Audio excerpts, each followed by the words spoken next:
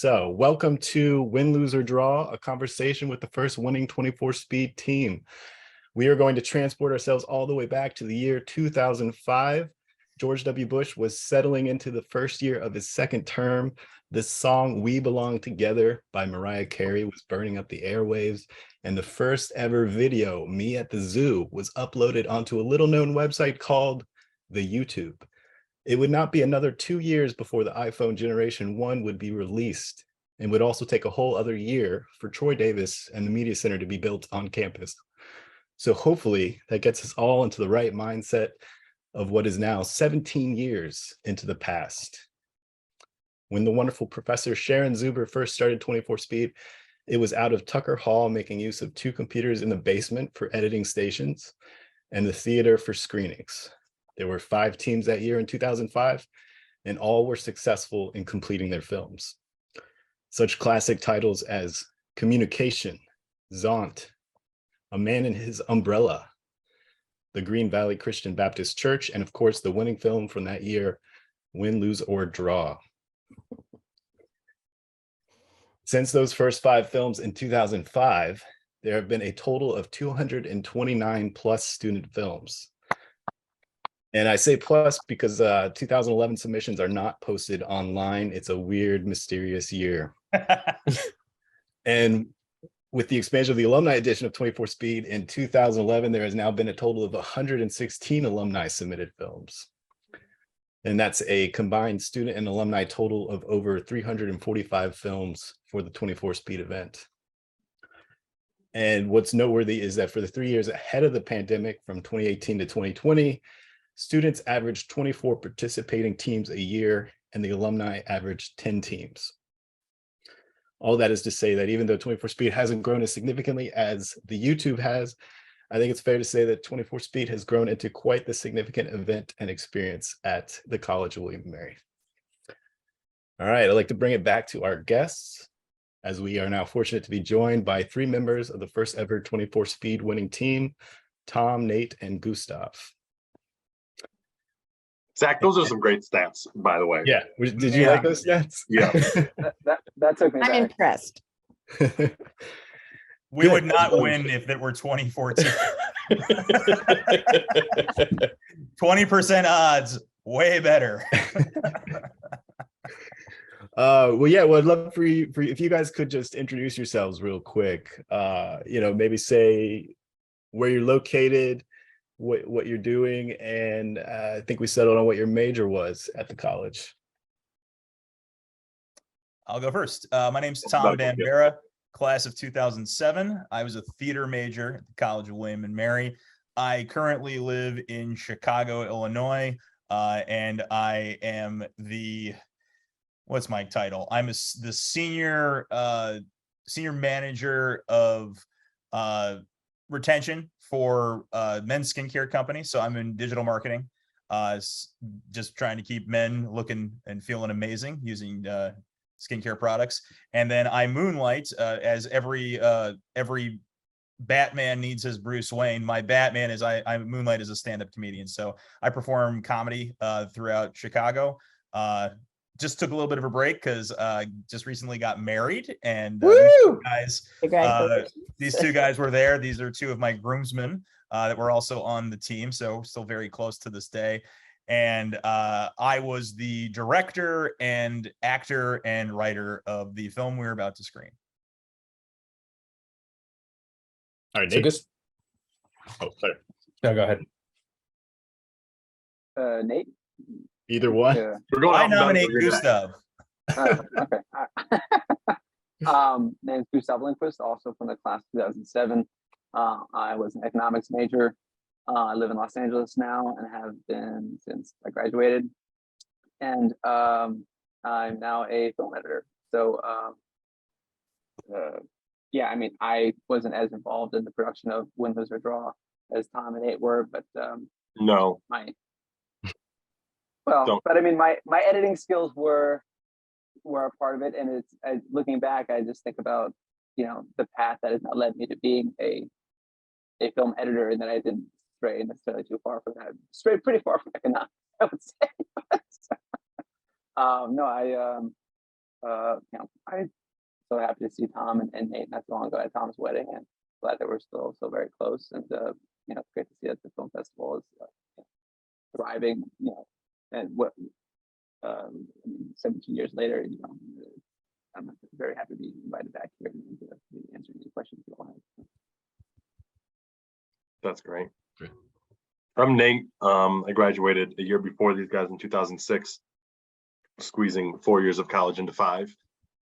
I was a printmaking fine arts focus. I was a fine arts major, printmaking focus, and a film minor also. And He also played basketball. I have long arms that helped with that. Helps and to then hold boom. after college, I moved to New York City, and I worked in the film and television film for 13 years.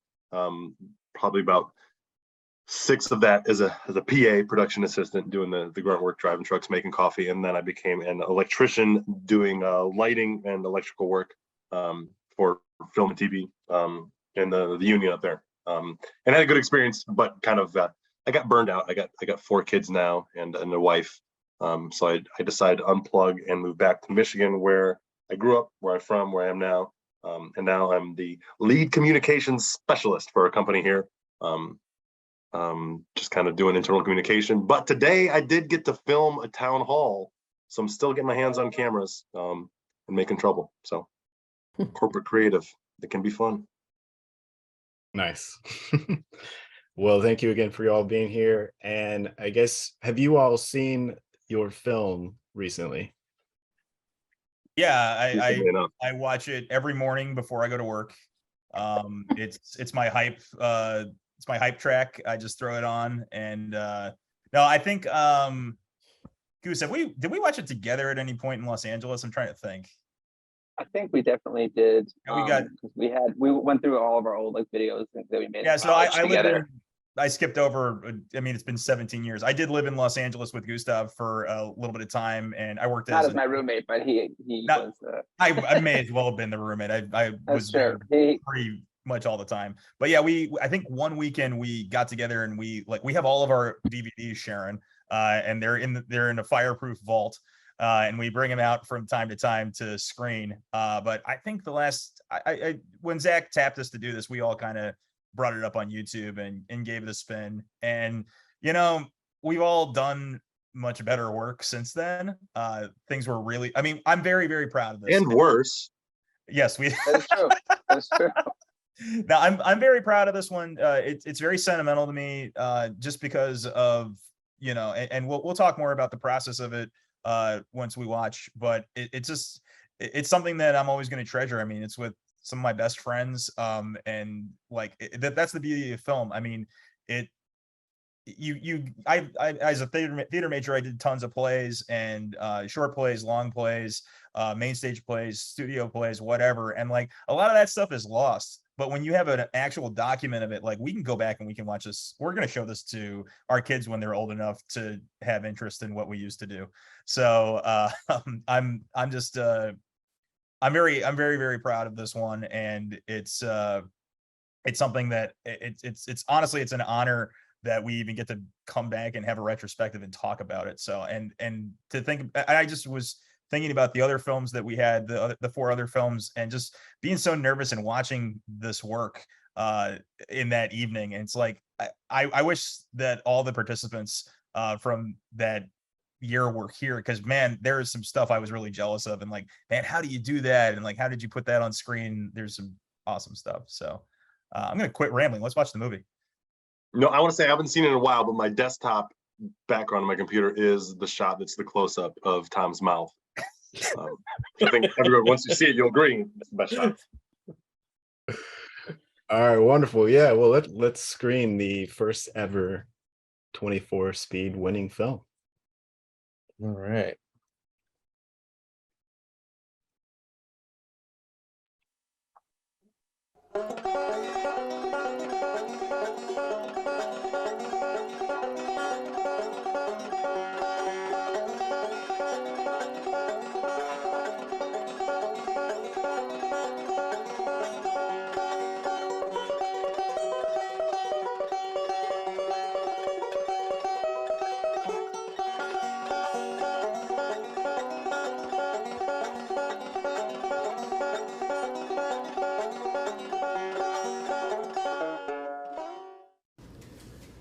Carson City floater. Highest stakes game in the West. That right there is Philly Farrow. This is his game. Sitting on his right shoulder, Ice Tooth Tommy, the dealer. They call him Ice Tooth on account of he gets the chatter in his gums once the game gets really heavy. Across from him, that's Slippery Sidney. He got taught how to stock a deck by the famous George Duval. He's the reason Philly keeps the dealer right next to him, within his sights. That's Calhoun Varney, a drifter and a grifter. But amongst this group of fine individuals, he's probably the most trustworthy and reliable. And that tall stretch of the drink is, well, I don't reckon I have to introduce him. For those of you fortunate enough to never cross his path, that's Tug the Titan. They say he's got demon eyes. One stare at you, and you'd be giving your mother up to save your soul. He's from someplace back east, where they don't play too friendly on the table, but then again, nobody's playing all that sympathetic out here either. All right, fellas. We got 50 to play. Mr. Sidney, the best to you. I'll call it 50. Sidney calls 50. To you, Mr. Calhoun. Bump it up to 200. And to you, sir. Raise your double. You, sure you want to do that, son? I mean, it's just first hand. You're right. Make that triple. That's triple to you, Mr. Pharaoh. It's quite a hefty wager, son.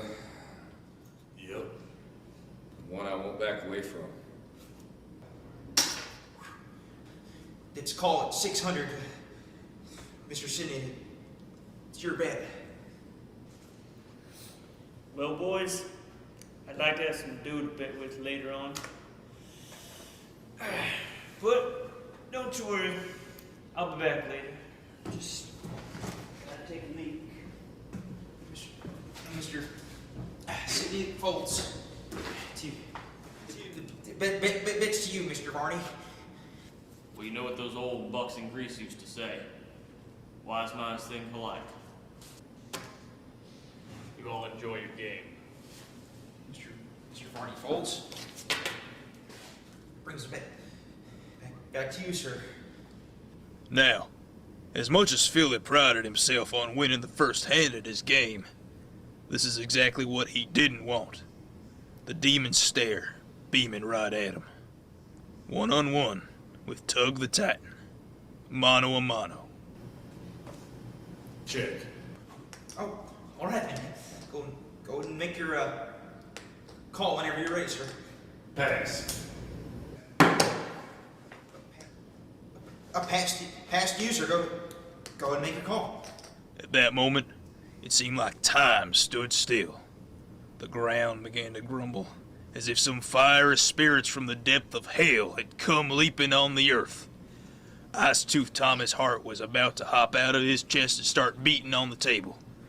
Every man in the joint could feel the blood curdling in Philly Farrow's veins. And with a gulp of oat soda and a wipe of his brow, he bellied up and he made his call. You got any threes? Go fish.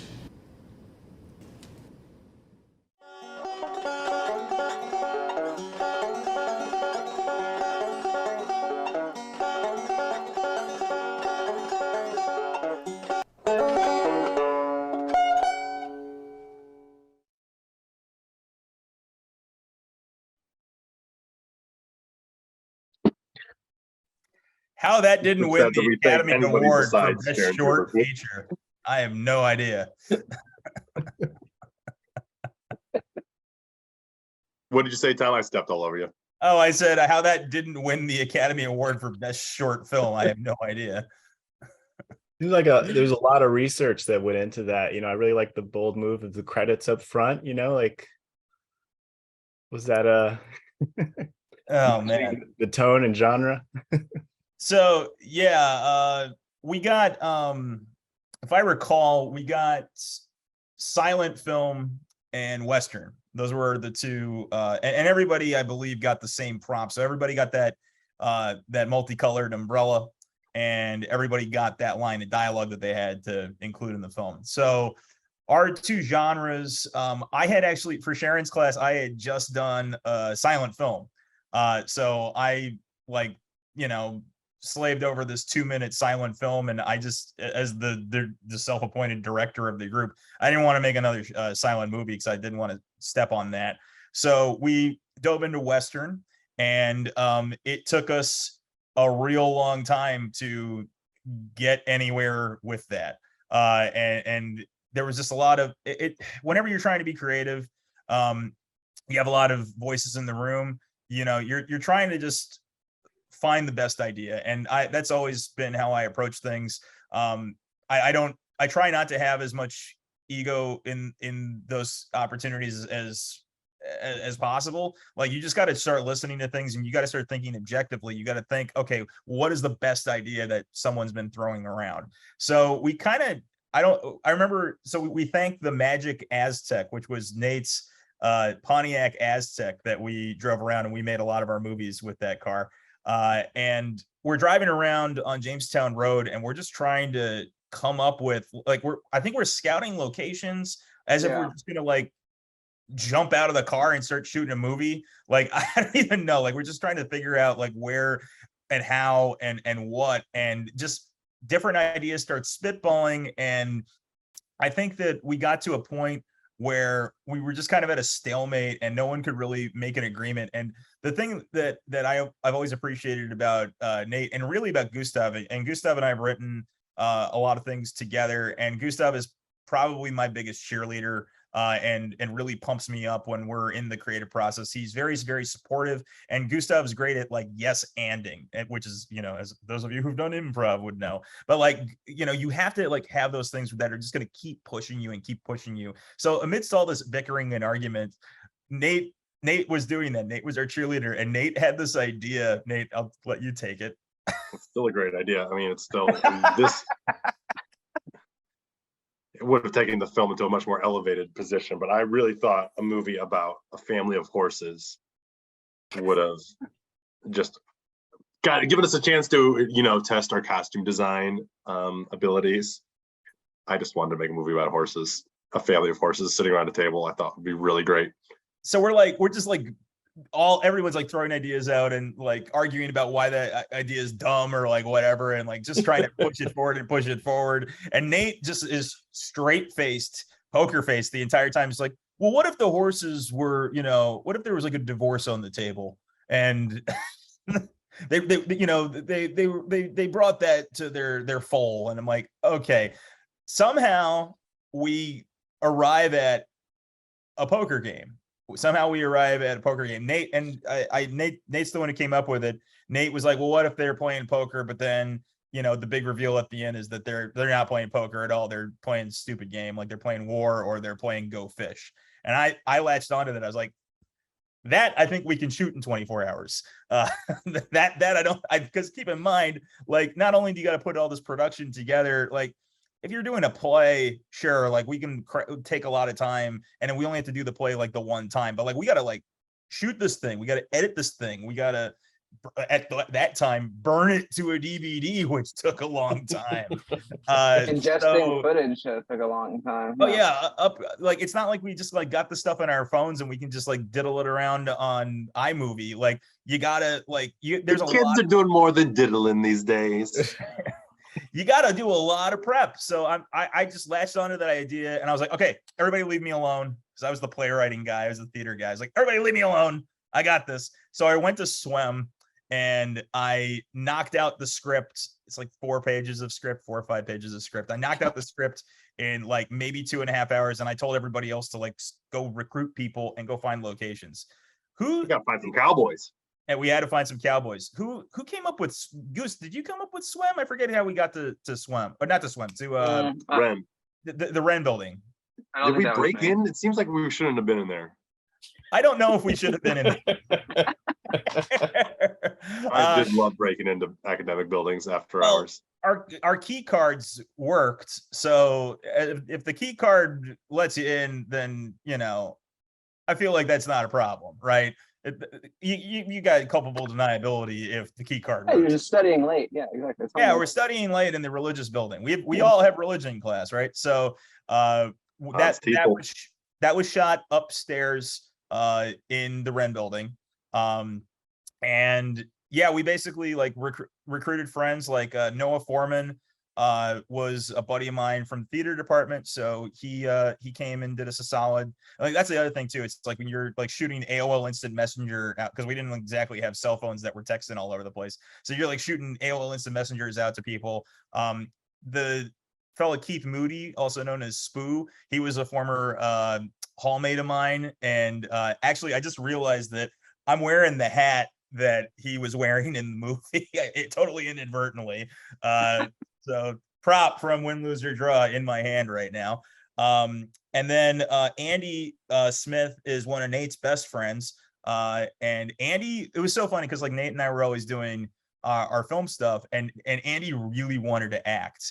And he had no other like touch points with acting whatsoever. He just really wanted to be in one of our movies. He was in a 300 level acting class. That is true. I think accidentally, but his senior year. Yeah. That's true. He did mosey over to PBK and do a little bit of acting over there.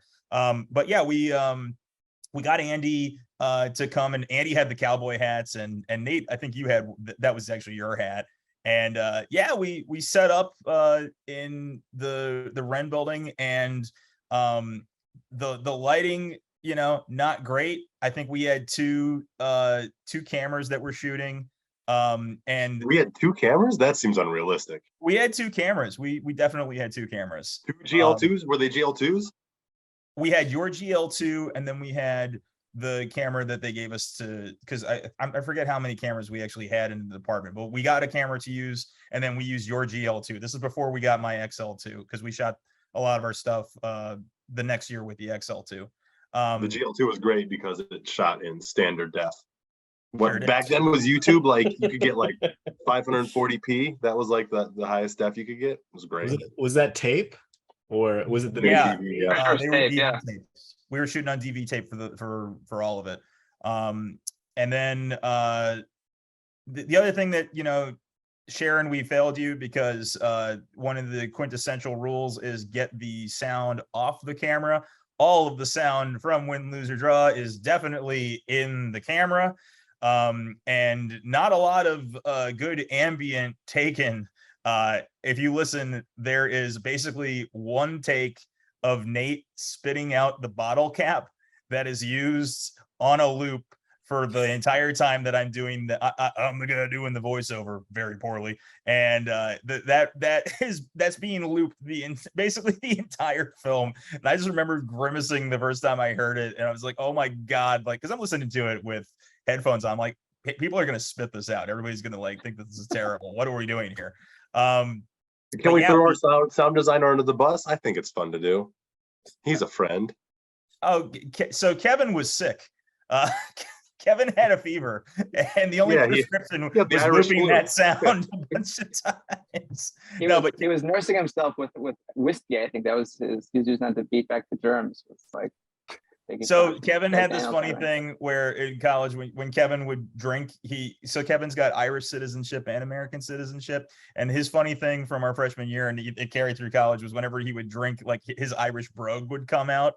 So like we're shooting something. I'm asking Kevin to move the camera. He's like, "Hey, with the Christ, get out of here!" So we had those. We had the wide shot. We had the overhead shot, and I was really nervous because like I had the creative idea to just break the shit out of that umbrella, and I was like, "This is the tablecloth. That's what this is going to be. We're gonna be inventive here." But I was really worried that they weren't. You usually weren't that reckless. I really appreciated that out of you.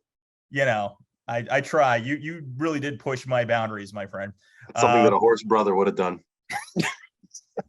So I was just really nervous that we were going to get DQ'd because they weren't going to see it. So that's why I have in the credits, like, you know, parentheses, check out the tablecloth. It was there the whole time.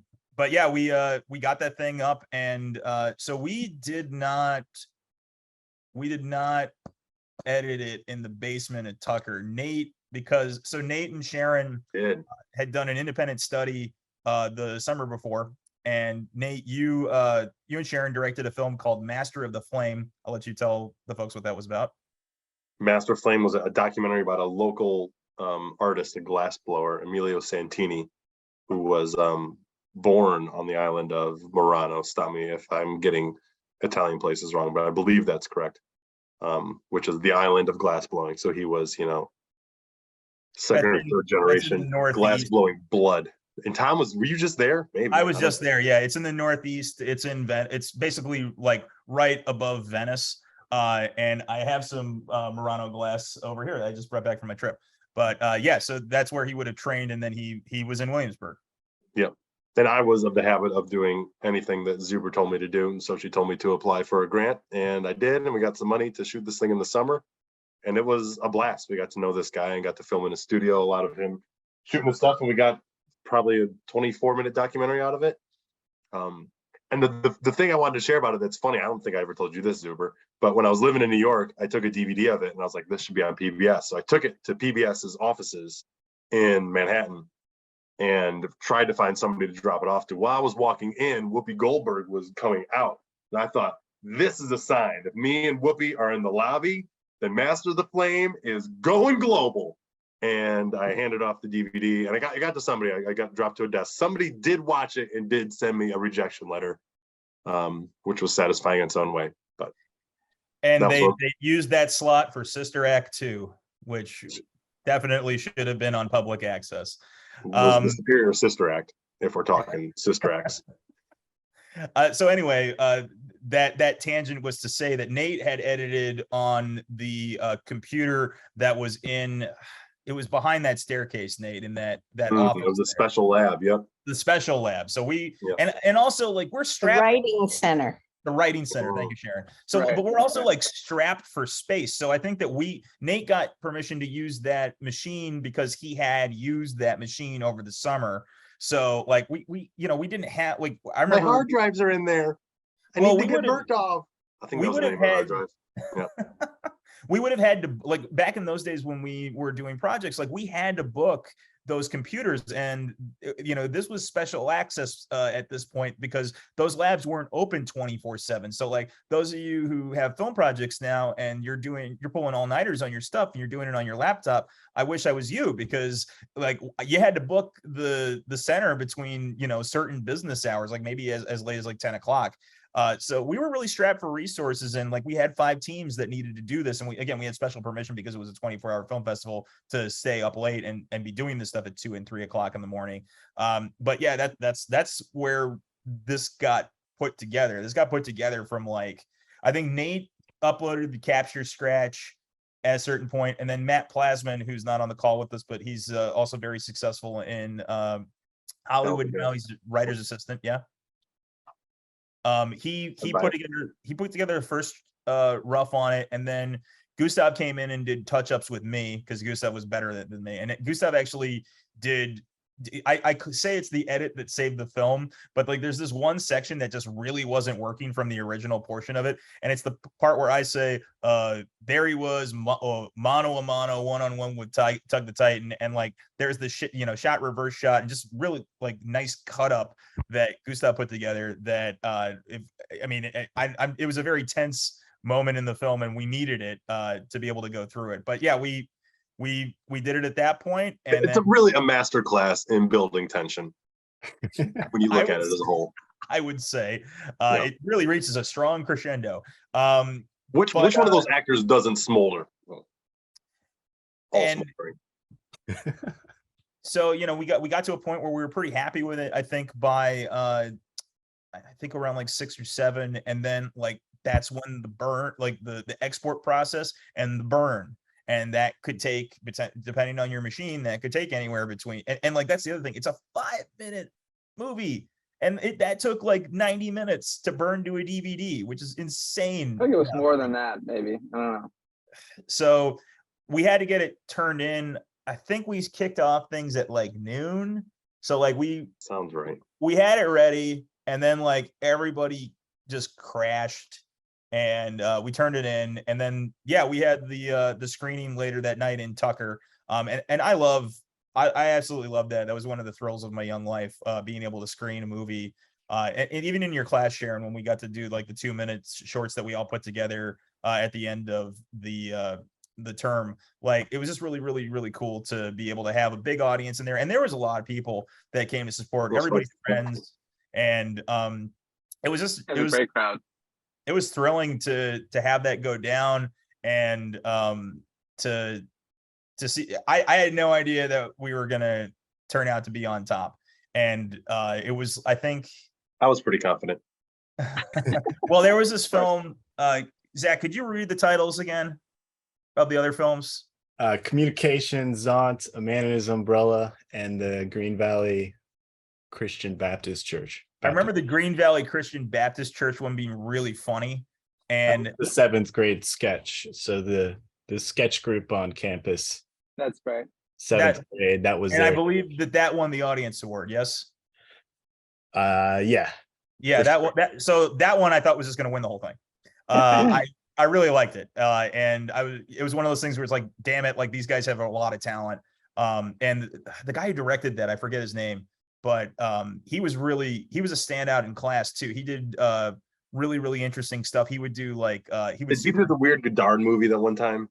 No, different guy, but Okay, I he like did that guy. one where like he superimposed the worm on top of just like found footage, and like I couldn't believe how he did it back then. It was one where like there was a guy that came out in a lab, and he had these special glasses, and you put the special glasses on, and it's like Colonial Williamsburg, but then like this weird worm comes out. It was really cool.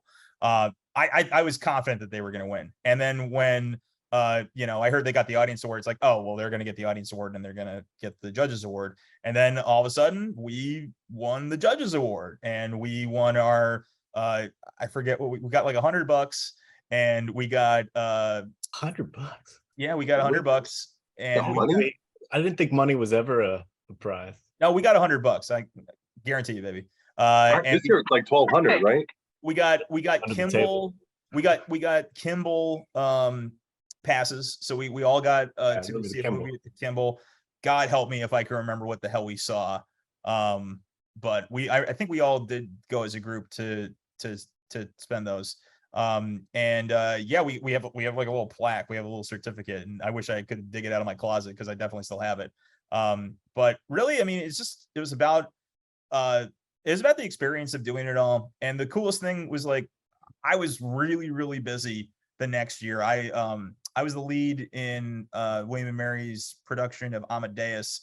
And Salieri, if you've seen the film, which is wonderful, imagine having to memorize 3 hours of those monologues. So that's what I was doing in the spring of 2006. And I just didn't have the bandwidth to go make another movie. But what was really cool is Gustav and I got to reunite.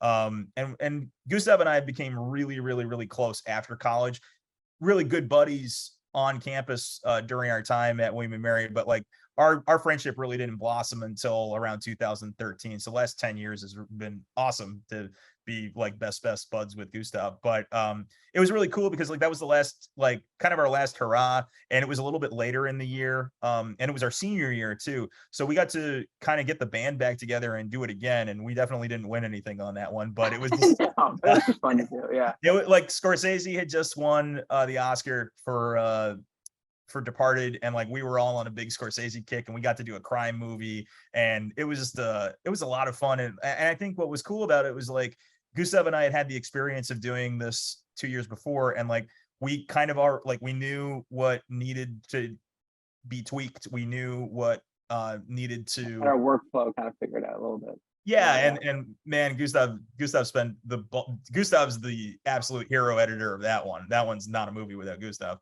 But man, it was just so much fun to kind of be able to do that. And then like later on, I mean, we cut our teeth doing a lot of stuff in college, and I never necessarily go on to be a professional filmmaker, but I made a ton of content. I made a ton of content for YouTube, for different sketch and talk shows that I ran in the future. And like, I wouldn't have been able to do any of that if I didn't have the fundamentals that I learned at William and Mary. And I certainly learned a ton about collaboration and, you know, what it takes to get a production up and on its feet. And like, if you like to this day, like, I mean, I work in digital marketing, but like I have to put assets together. I have to storytell. I have to do things to sell product. And I have all those skills. If somebody needs me to go make something that's like a 2 to 3 minute thing, I can easily put something together because I have all those hard skills very much learned. And these two guys also have, you know, have that in spades. They could. Gustav absolutely was my champion when I lived in Los Angeles and we were making content together out there. Like the guy just knows how to do it. And like, I trust him with everything. Like he's a master of it now. I mean, what's Malcolm Gladwell say? You got to spend 10,000 hours. How many hours have you now spent in the lab there, Gustav? Like upwards of 90,000? Yeah, too many to count at this point. But I'm just thinking about like all that experience. And one thing when I look back on like my years at William Mary, wishing I had done more stuff, like, you know, made more shorts. And like the beautiful thing about the 24 speed was that like you don't have time to think about trying to make something perfect. That's not the point. You're not supposed to try to make something perfect. And even you know, my coworkers here in Hollywood, you know, there was a phrase that they shared with me that's like, movies are never finished, they're abandoned. Even the, you know, the $100 million films, there's always stuff that people want to continue tweaking or working on or whatever. And at the end of the day, like, well, it's got to come out in theaters, so we just got to wrap it up. And with a film festival like this, you know, it's, yeah, you're with your friends, and then the beauty of it is because there's limited resources, there's limited time, you find really creative ways to solve problems. It forces you to make hard choices, and sometimes that's the perfect environment for inspiration, where like really great stuff comes out of it. You know, yeah, I mean, granted, we didn't get to do a horse family drama, but you know, one can hope that in years ahead that we maybe can get back together and do. There it is. Look, you don't even need props these days. If you've got Instagram filters, like there is so much technology at your disposal. And I think that that's one of the regrets that I have, is that like we were just so close. We were so close to the technology breaking through, where like we would have shown up on campus in 2010 with everything that we had in Tucker on our laptops that we just bought, you know, and we would have had something in our pocket where we could have been like, we're running around campus acting like jackasses. Well, we would have all been jackass. We would have been able to film stunts. We would have been able to do all kinds of fun stuff that like really dedicated students that, and I almost missed the boat. Like I almost didn't get into Sharon's class that fall of my sophomore year. Gustav and Nate were both in there, and I would have missed an opportunity to collaborate with two of my best collaborators of all time. Like that's how, and that was like that close to not being able to have that experience and wait a whole other year to be able to start learning that stuff. So I'm so happy that future generations don't have to necessarily have that boundary, and that like literally in your pocket, you can go make anything that you want.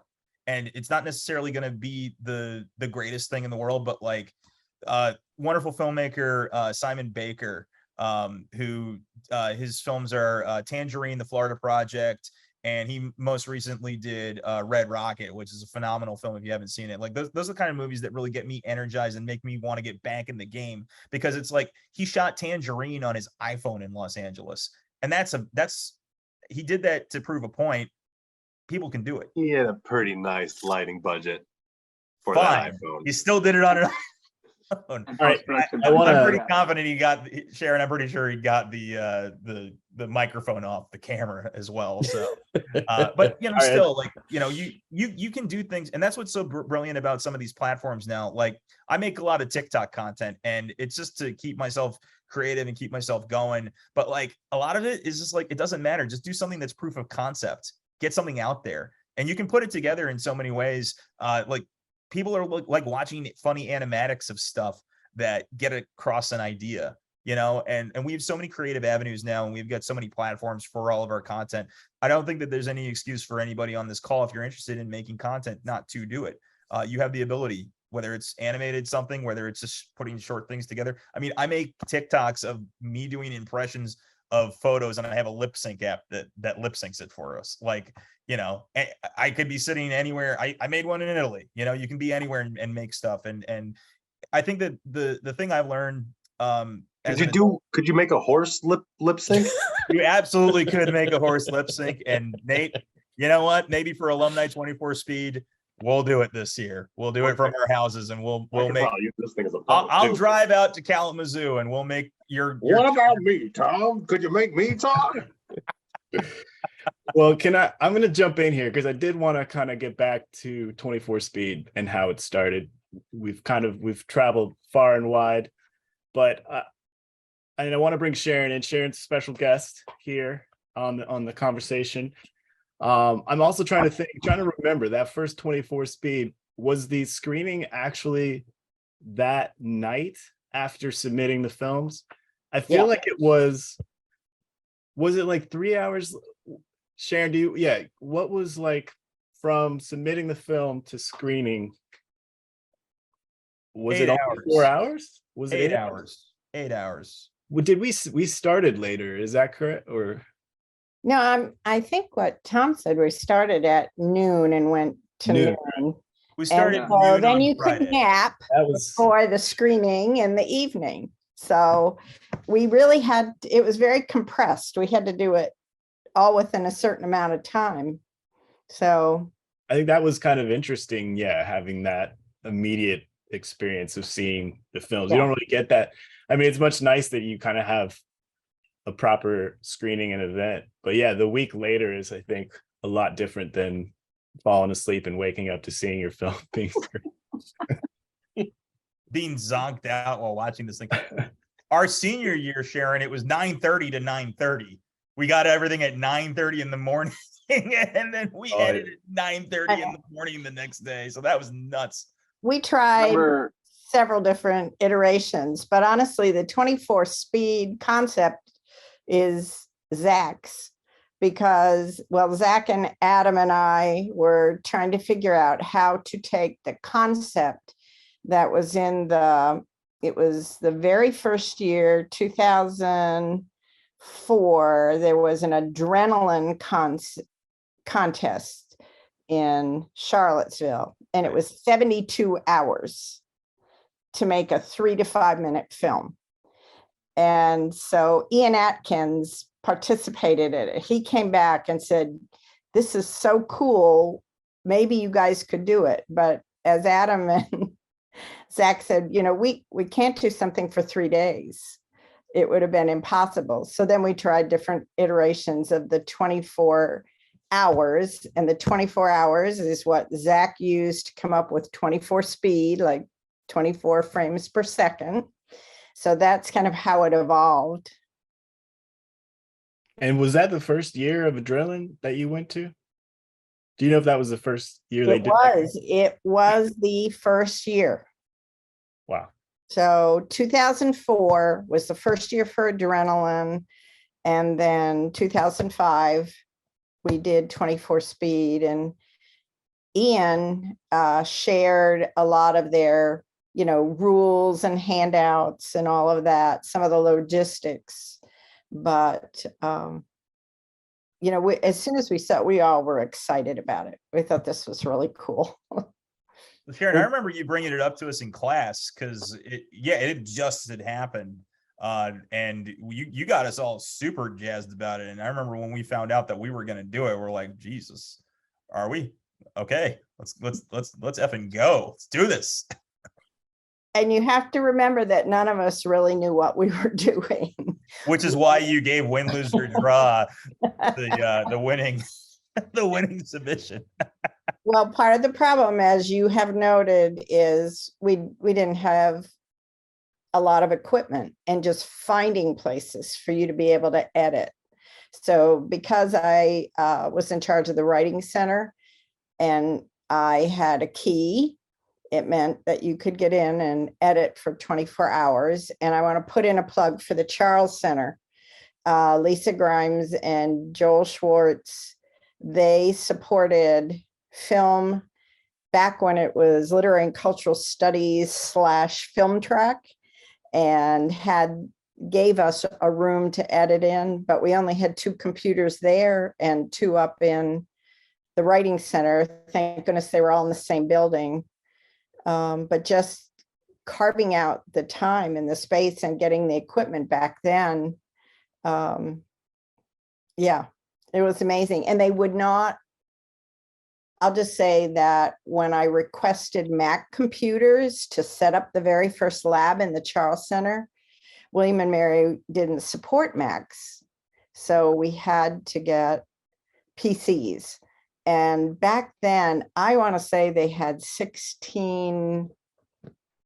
I just remember we had 2 hard drives, 16. So it was 32. And I don't think it was even gigabytes back then. It might have been. But IT was going, you've got computers that have more memory than 2/3 of the whole campus. What are you doing with that? And they had no concept of, what it would take to actually do video production. So. Yeah, well, along those lines too, because William & Mary is not a production school, and you were the only production professor, I believe. Is that correct? And everyone else was more studies. So right. I was kind of curious too, like what even led you to think something, a competition like that would work on campus? Honestly, you talked about what filmmaking teaches you: collaboration, storytelling. I think most important, problem solving. And just working with all of you, you are so creative.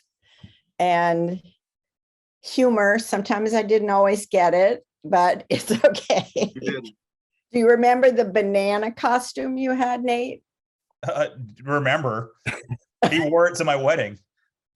Oh no, did he? No, he didn't. No. That would have been good though. See, It still exists. It's still alive and well. My wife wore it for Halloween on Monday, so okay. yeah, it still exists. It's a bit worse for wear. It's had a good run. It's a beloved member of our family. Yeah. Oh, I'm glad to hear that it has survived. That's great. But it was like technologically, it was such a different world, just trying to find space for all of you to work. But, you're the reason it worked. All of you, your students, the creativity. Back at you. We gravitated toward you though, Sharon, because you were the only production professor, but that, obviously you had the keys to the kingdom that we wanted to unlock. But at the same time, you were the coolest one. You were the one that liked the films that we liked. You were the ones that we could really relate to about the modern stuff that we were into. And not to say that the other literary cultural studies professors were, snooty or not into, they had varied tastes. They really did. And some of them weren't latching on to some of the stuff that we really, really love, but you loved it all. You loved Tarantino. You got what we were getting.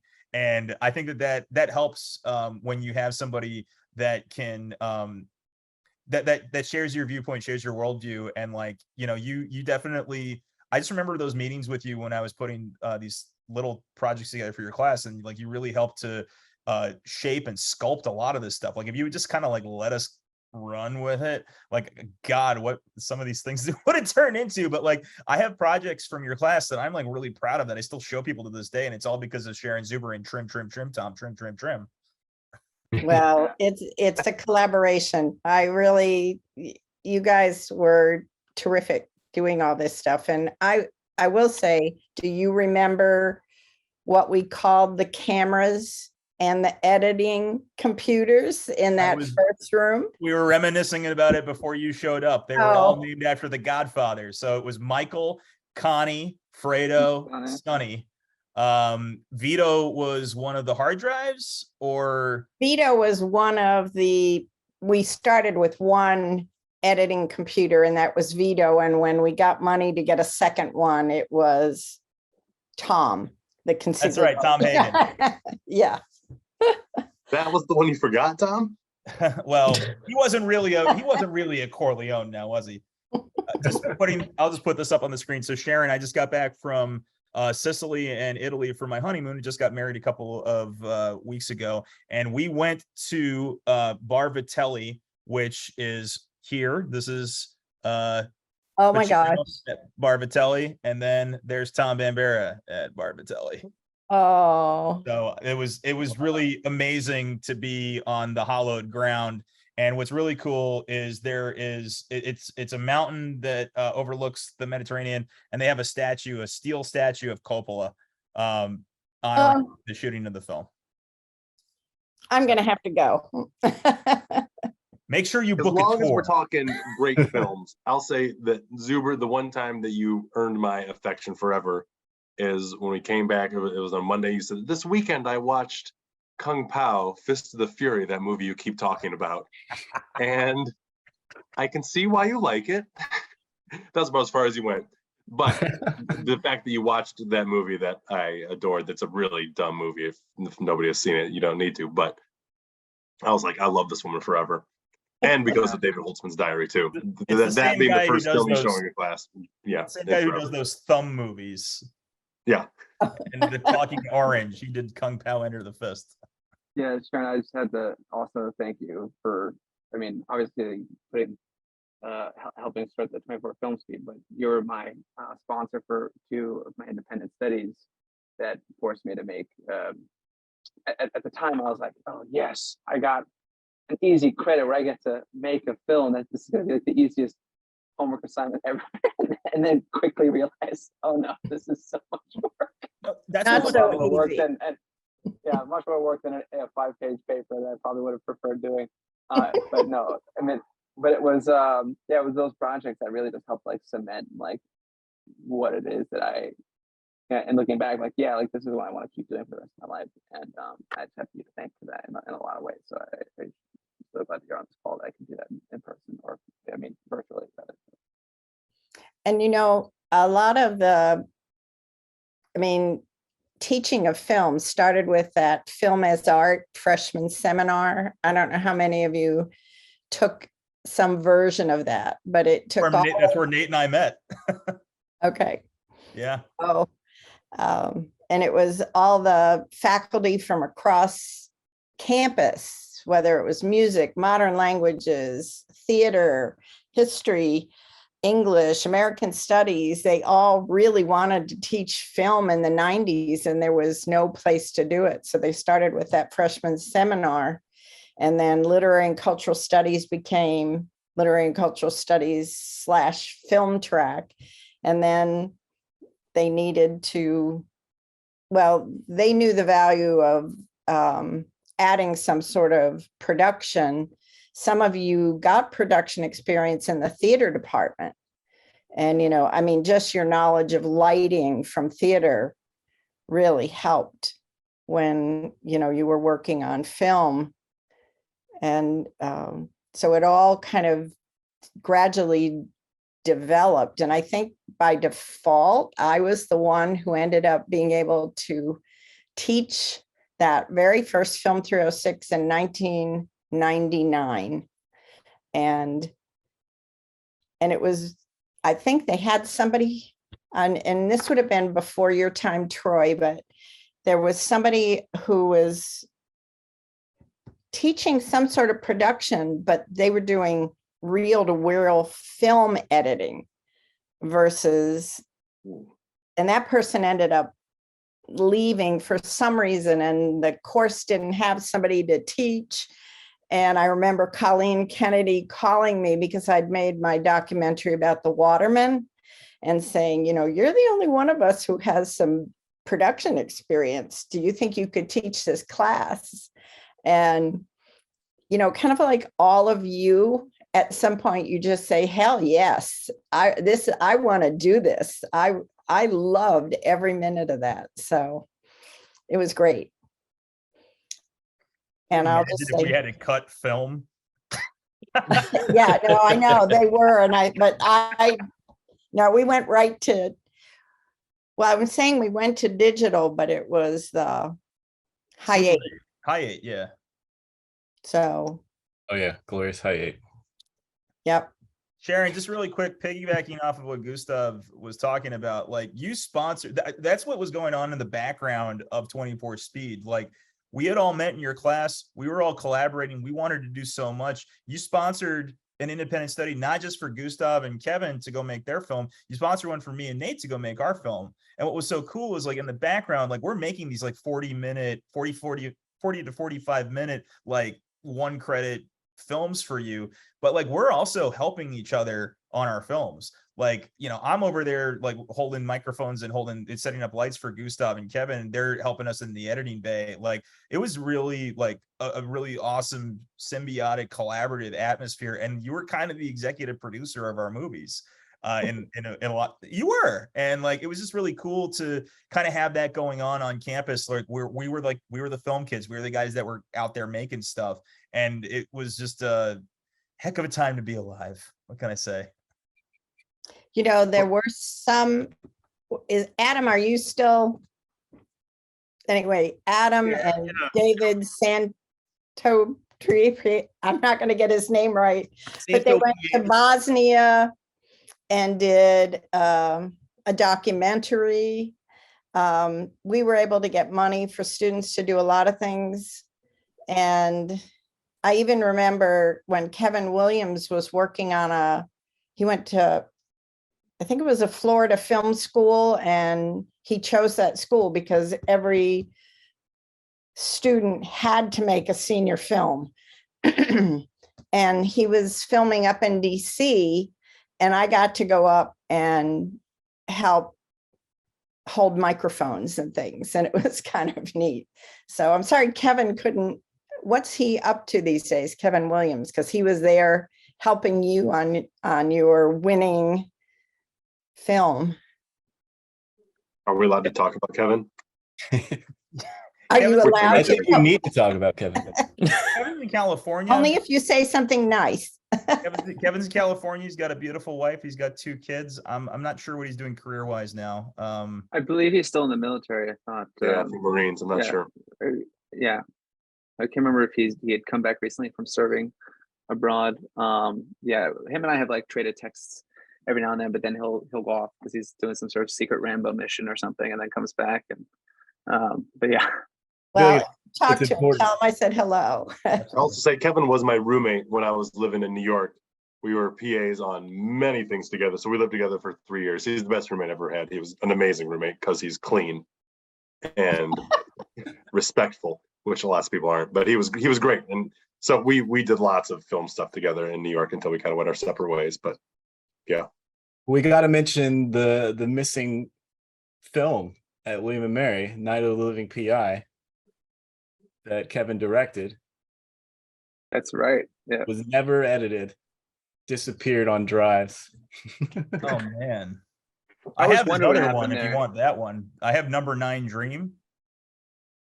That Is that the exists. Plasman one? Yeah, that's the Plasman one that Plasman wrote it and Kevin directed it, I'm pretty sure. Or Plasman directed it, I'm not sure. I've got a copy of it. I thought Plasma directed that one. Let's say that he did. Was it finished? Yeah. Was it completed? Yeah. I have a Okay. DVD of it. I have a DVD of it somewhere in my safe. So I just have a random memory of the Night of the Living PI because there was a rundown mental health hospital in Williamsburg or somewhere, and we I don't know how we got permission, or maybe we didn't, and we went in there at night and we're filming stuff with You what got I'm blasted sure with was a a lot. shotgun. That's right, but I believe I feel like I probably got or inhaled a bunch of toxic chemicals walking around that facility. There were 2 films. Somebody did a spooky film in one of the abandoned buildings at that mental hospital. But then That was probably Night of the Nils. Living PI. Do you remember Nils Cowan? It might have been before your time, but he and some other students did a documentary about the mental hospital because it was people were trying, they wanted to level the mental hospital and turn it into a golf course because there were some high dollar houses being built kind of around the edge. So they did some research going back to the Williamsburg, the old colonial mental health, I guess it was an asylum, and then filmed out there. But the spooky one, it was creepy. Yeah, I definitely got ghost vibes walking around that place. But still, I wish there's a cut of that somewhere. So for those of us who aren't as familiar with it, can somebody give like a quick summary of what Night of the Living PI is? It was about a detective. It was like a noir detective story, but he gets bit by a zombie, and so he then basically finishes solving his case actually as a zombie, as he's like rotting, basically. I think he uses the abilities given to him as a zombie. I think it helps him, right? Who played right, this because he can zombie? like Do we get remember? shot. Yeah, he can get shot. Vernon Lichty. That's right. I was gonna say, I know there's some amazing concept art that I'm pretty sure is still around somewhere of sort of Vernon with all of the like gunshot wounds accrued over the story on his zombie body. Vernon is in the Zaunt 24 speed from 2005. Oh, good tie-in. He's in a lot of stuff. But Zach, who made that Zaunt film?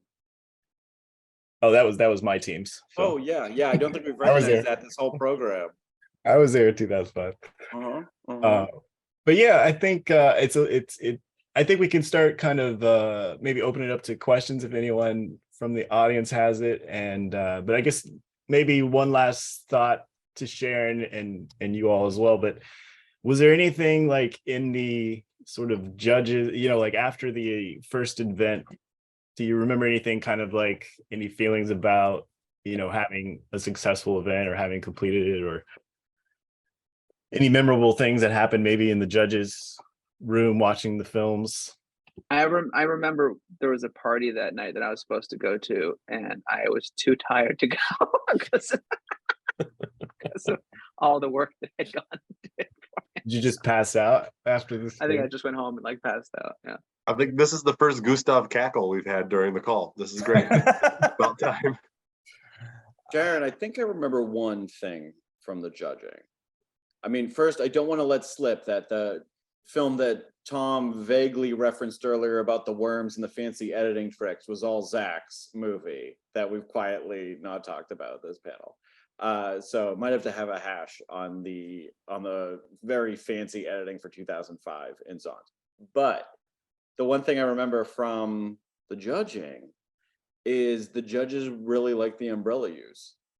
I think that might have been what put it over the top. Oh God, it might have been a mistake. Party Rock is in the house tonight. I knew it. I knew it. I knew it. I just remember that being a thing. Like all the films were really good and everyone was blown away at the level of execution of all the teams on the equipment we had at that point in time. They were just as good as projects that people spent all semester coordinating with their friends.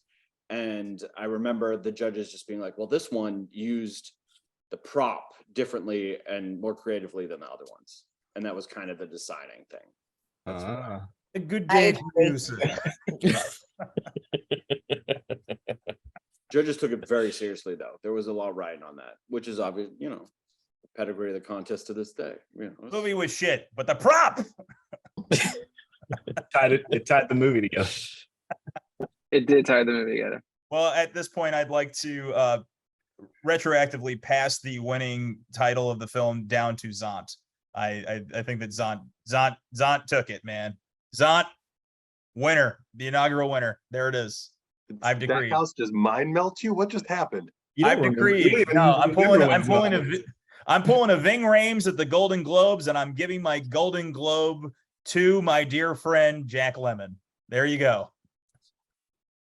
I still would like to keep the title.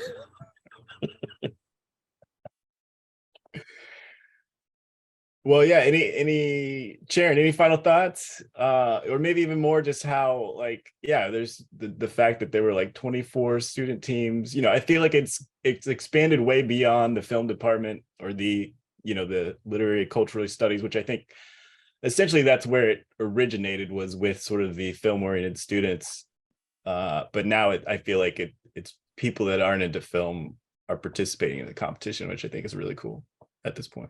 Well, one of the things I remember from the early 24 speeds, I'm not sure it was just the first one, but someone who was not in the film program at all, we sent out invitations to a lot of people, and they came and were just astounded at the energy in the room and the kind of camaraderie and, the support everybody gave. And they just said, we need to keep this going. And I'm sure that I was probably exhausted, but the adrenaline of just completing it successfully. What do you remember, Adam? And you, Zach? Do you It should be remember? noted that Adam helped run the competition. Sure, yeah. Did both of you stay up? Sharon, were you up? Adam, were you up the whole night? I think with different issues, with different tech issues. We're using tape, we're using things that could physically break. We had only a few physical computers on campus. So it really was just like our goal was to see everybody cross the finish line, and everybody did, and it was great. But I just remember everybody being incredibly impressed. And like you guys already said an hour ago, the energy in that screening was memorable. Like I can't remember that many events on campus where that that space, it was just like everyone's like, this is exciting and this is special. And I think the fact that contest still exists is a bit of that, but it was really neat this first year to see everyone so proud of what they had made and nervous and hungry, especially given the limits of the tools that were available at that point in time. And what was cool is that, when we finished our independent studies, and I think, you asked Zach, reactions to winning, and what, like, do we go and party? We probably had a party. I mean, I'm sure we were very happy that it happened. But what was really cool is that when we completed our independent studies, because everybody that had an independent study with Sharon that was screening that night, we had 2 40-minute films that we shared. Our film, Nate and my film, Bored Stiff, and then Gustav, your guys was called the drug one. What was it called? Method. That's right. About guys who wanted to method act different movies they wanted to make, which was really fun. And our friends Slick and Brian Zane were both in it. Eric Henderson and Brian Zane. But what was cool is like everybody that was involved in both of those longer projects, we all worked on this movie together. So we opened our evening screening our movies with Win, Lose, or Draw. And I don't know if we would have done that if it hadn't won. But we got to say like award-winning filmmakers present this little film festival for you guys. And that was also, that was toward the end of the semester, but that was just as it didn't have the anxiety and the hype of, oh, we're gonna win something. But we invited all of our friends. My mom came in, like we had family members there. It was a lot of the same kind of energy. And I'm going to cherish those 2 screenings in Tucker till the end of my days, because they were, probably the closest I'll ever be to going to Cannes or the Venice Film Festival, so. By that. Still, Until Gustav and my script takes off, then you'll see us in Venice. Well, you should. About a family of horses. You should also participate in the alumni 24 speed. I'll get that plug in right now. Because we're doing screenings at Ampersand Festival now. There's alumni in-person screening and virtual screening, and it's pretty cool if you want to participate. Oh, we'll see. No, Gustav, you did you won alumni a couple years ago. That's right. Yeah, I would have been 20, was it 16. 18, 19? Was it no, it couldn't have been 2016, I don't think. 16, pretty sure. Yeah. Maybe. Was it really? I think so. Did it involve time travel? Yeah, it did. Yeah, it was 2019. Never mind. Yeah, I was like, I remember it was like pandemic. 2016, Tom. It's always 2016 up here, guys. And what my because I knew we had to incorporate a photo of Sharon in there, and one of my friends had the brilliant idea, like, we got to do the Back to the Future like fade gag in that, so we incorporated that with your photo, Sharon. Yeah, that was pretty amazing production that you did out there in LA with huge. You threw a whole party. Well, I just put out quite the on evolution. Facebook a bunch. Well, I mean, in LA, I guess maybe there are just more people, in the close space that want to just do movies than maybe, I don't know, some other places around the country. And I just put it out to my friends on Facebook, and I was like, who wants to help me make a film in 24 hours? And I had like 10 people show up. So, yeah. Wonderful. Well, why don't we open things up? I don't know if anyone in our audience has a question they would like to ask either Sharon or the members of the Winning 24 Speed.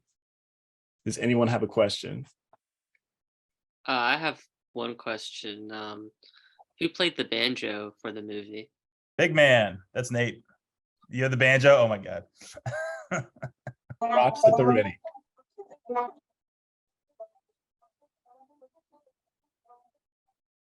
Oh, it's really quiet. Was it really quiet? Oh, well, Yeah, that's what probably happens? I heard it. I knew he was doing the chords right. I was sitting right next to him when he did it. You gotta sing. It picks up human voice. Zoom is prioritizing human voice, so you're gonna have to sing while you play.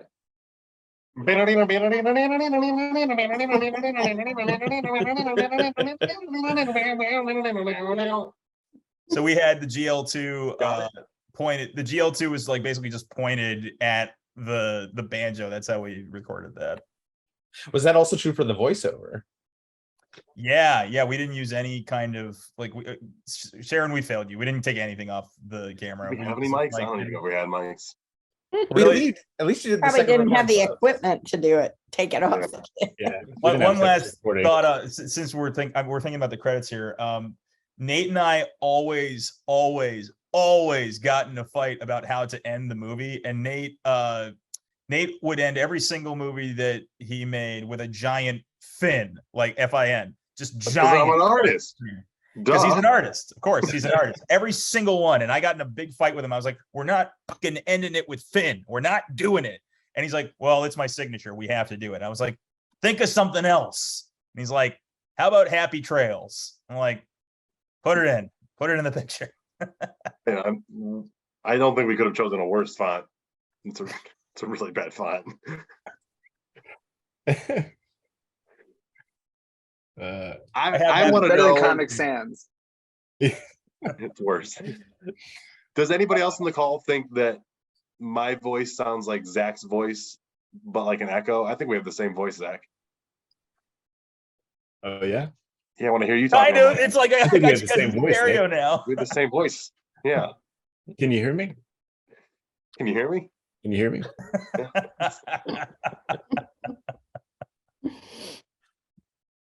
Secret brothers. Good voice. I mean, I did notice your voice is very good.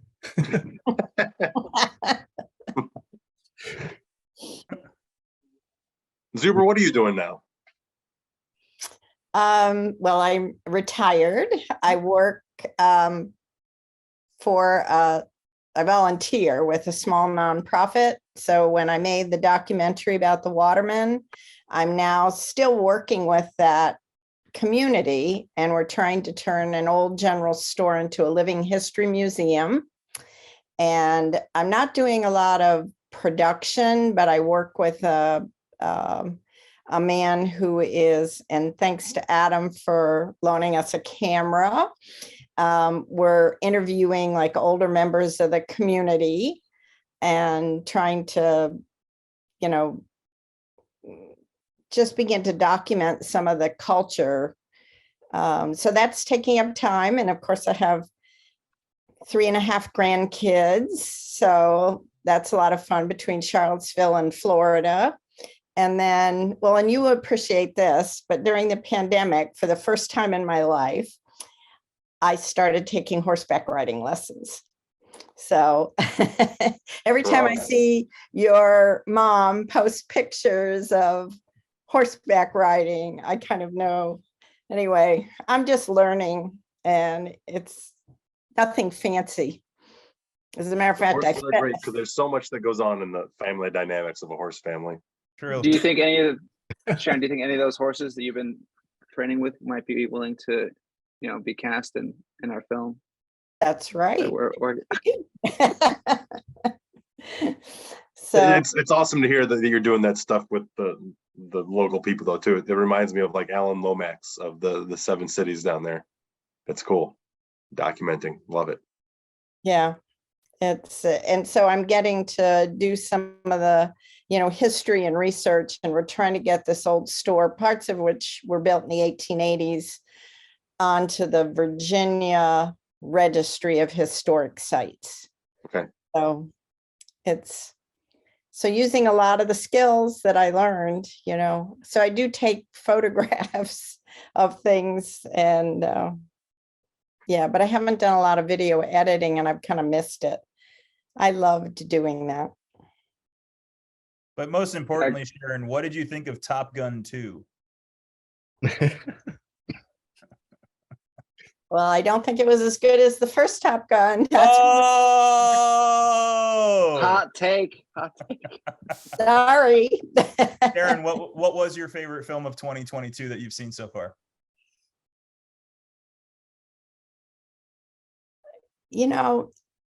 I don't think I can have favorites because I like everything, sort of.